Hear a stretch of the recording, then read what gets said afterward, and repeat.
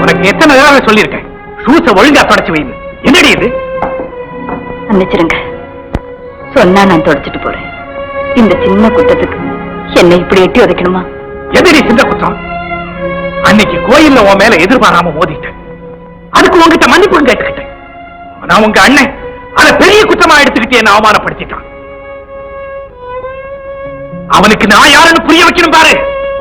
அதுக்காகத்தான் உன்னையே கல்யாணம் பண்ணிக்கிட்டேன். உன்னை அணுவா சித்திரவதை பண்ணிக்கிட்டே இருப்பேன். என்னை எதிரியா நினைச்சு எட்டி உதைக்காதீங்க. என்னால அதை தாங்கிக்க முடியாது. மனைவியா நினைச்சு வாழ்நாள் பூராவும் குடும்பப்படுத்துங்க. அதை நான் மகிழ்ச்சியோட ஏத்துக்கிறேன். அப்படியா? சரி, இனிமே மனைவின்னு நினைச்சே குடும்பப்படுத்துறேன். ஹலோ.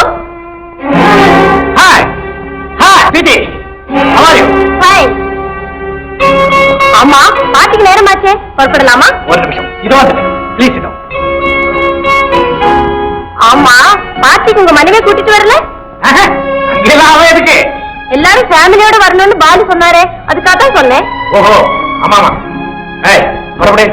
நீங்க போயிட்டு வாங்க, நான் வரல. ஏய், இப்ப புறப்பட போறியா இல்லையா?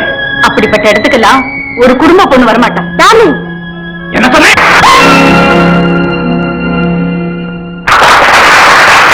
மை டியர் ஃப்ரெண்ட்ஸ், இந்த பிறந்த நாள் விழாவுக்கு வந்திருக்கும் உங்கள் அனைவருக்கும் என் நன்றி. இந்த பார்ட்டியில் மிஸ்ஸஸ் தேவகி அவர்கள் ஒரு நல்ல பாட்டு பாடி நம்மை எல்லாம் மகிழ வைக்க வேண்டும் என்று உங்கள் சார்பில் கேட்டுக் கொள்ளுகிறேன்.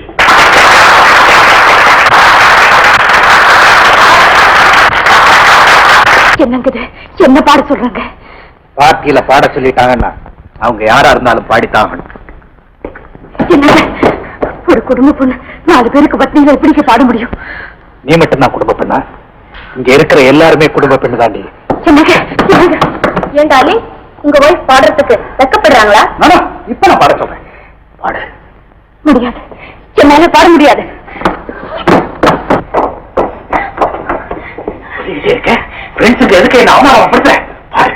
வேண்டாங்க, பாட தெரியாதியா? தயவு செஞ்சு என்னை விட்டுடுங்க, நான் வீட்டுக்கு போயிடுறேன்.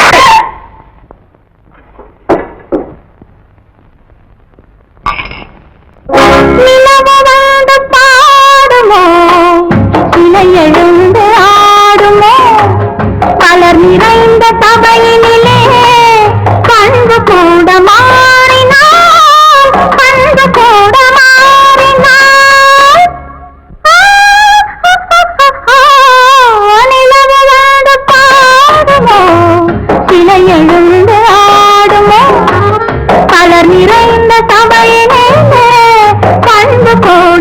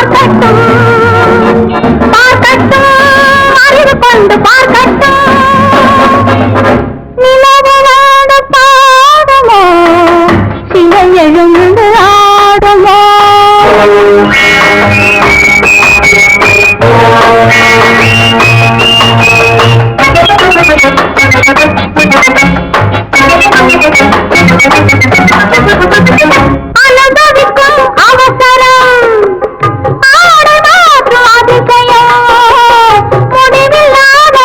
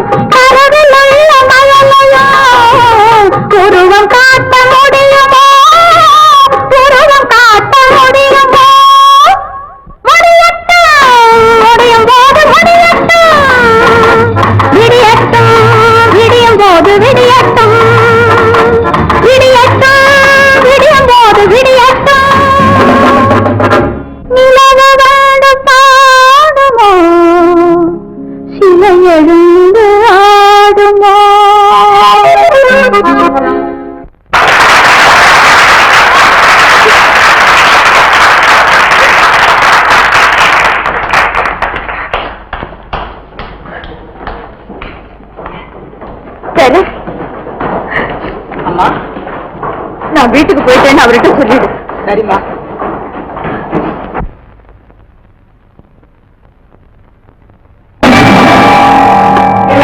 நீங்க ஏன் போகணும்? என்கிட்ட சொல்லாம அவன் எப்படி போகலாம்? எப்படி போகலாம்? விடு.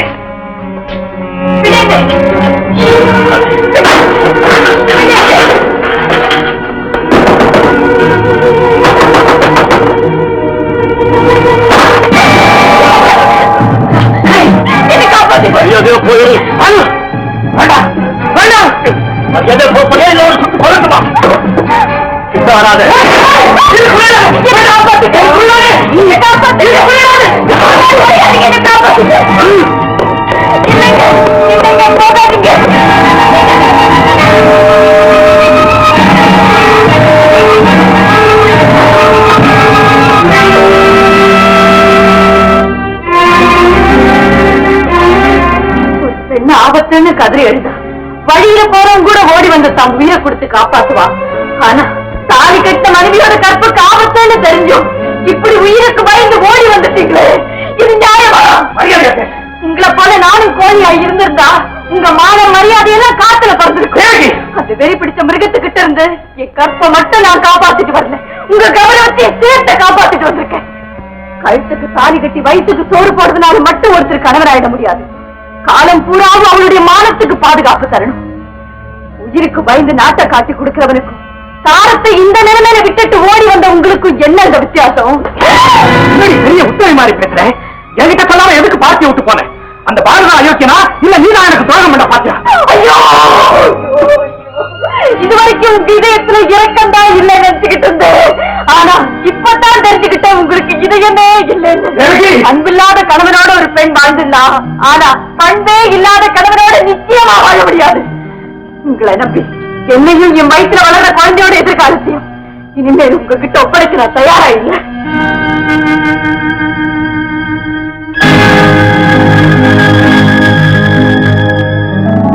அதுக்கப்புறம் என் அண்ணனையும் பார்க்க விரும்பல, என் கணவரையும் பார்க்கல. ஒரு பெண்ணுக்கு கற்பை விட மேலானது இந்த உலகத்துல வேற என்ன இருக்கு?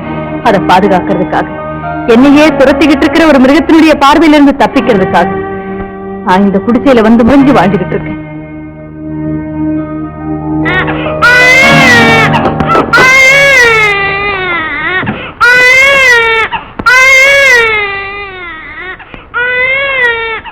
என் குழந்தைதான். வாழ்க்கையில இவ்வளவு பெரிய ஏமாற்றத்தையும் துன்பத்தையும் தாங்கிக்கிட்டு இன்னும் எப்படி உயிரோடு இருக்கேன்னு நீங்க கேட்கலாம். அதுக்கு காரணம் இந்த குழந்தைதான்.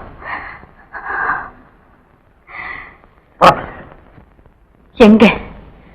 என் வீட்டுக்கு. உங்க வீட்டுக்கா? யாருக்காக, எந்த லட்சியத்துக்காக நான் கோடி கோடியா சம்பாதிச்சனோ அந்த லட்சியத்துல நான் வெற்றி அடையாச்சு போனால் அந்த லட்சியத்தையும் மனசுல உருவாக்குற உனக்காவது அந்த பணம் பயன்படட்டும். புறப்படு. உங்க பரிசுத்தமான அன்பை நான் புரிஞ்சுக்கிட்டேன். இருந்தாலும் விரும்பியோ விரும்பாமலோ நான் ஒருத்தருக்கு சொந்தமாயிட்டேன். என்னால அவருடைய பேருக்கு எந்தவித களங்கமும் ஏற்படக்கூடாது. என்ன மன்னிச்சிடுங்க. அப்படி எனக்கு உதவி தேவைன்னா உங்களை தவிர நான் வேற யாருகிட்ட போய் கேட்க போறேன்?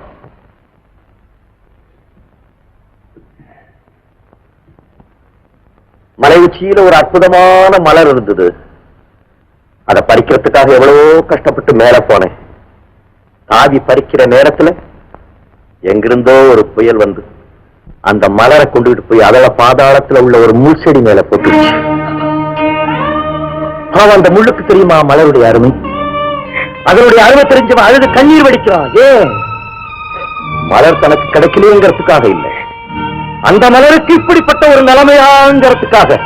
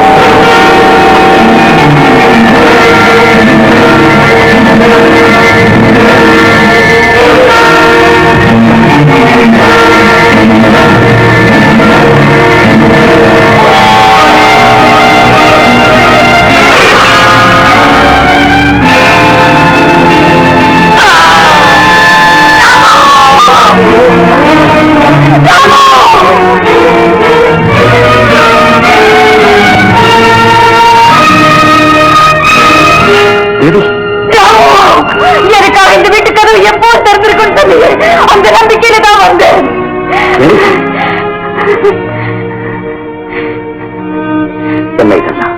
ராமு, எனக்காக நீங்க ஒரு உதவி செய்வீங்களா?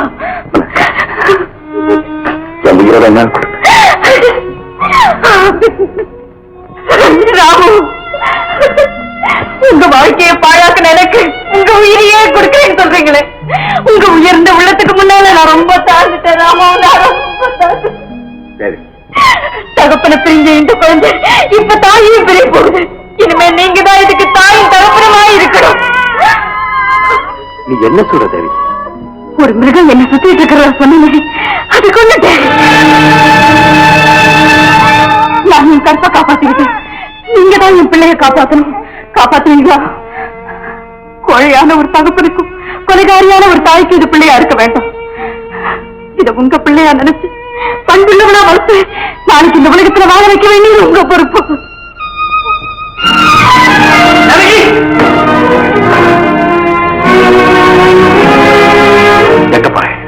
நான் செய்த குற்றத்துக்கு தண்டனை அனுபவிக்க வேண்டாமா? போலீஸ் ஸ்டேஷனுக்கு போவேன். குழந்தைக்கு உபரம் தெரிஞ்சு எங்க அம்மா எங்க கேட்டானா என்ன பதில் சொல்லுவேன்? அவன் செத்து போயிட்டான்னு சொல்லிடுங்க.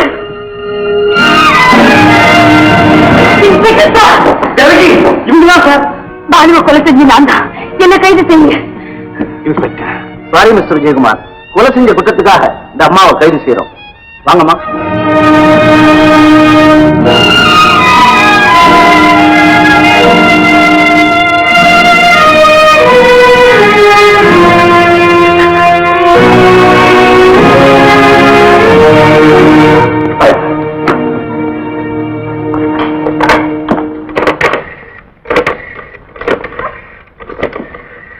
ஹலோ, நான் விஜயகுமார் பேசுறேன்.